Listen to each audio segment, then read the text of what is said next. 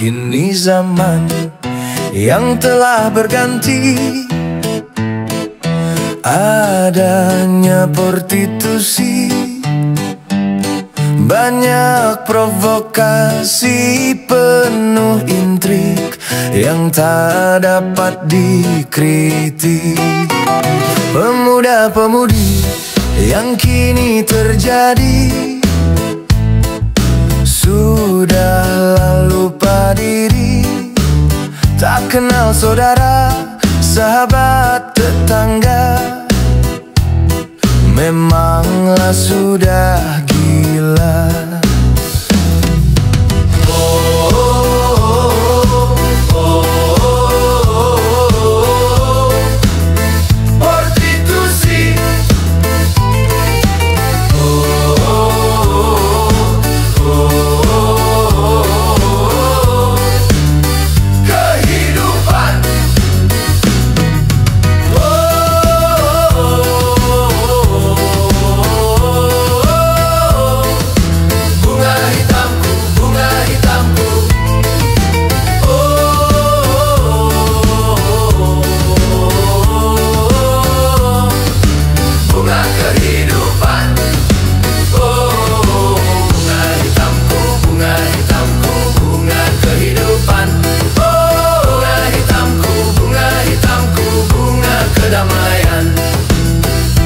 Saatnya prostitusi kehidupan, dunia jadi berantakan.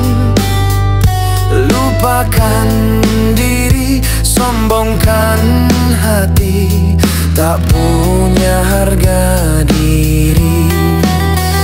Harapan gapai kedamaian dunia, bersama hilangkan semua macam prostitusi,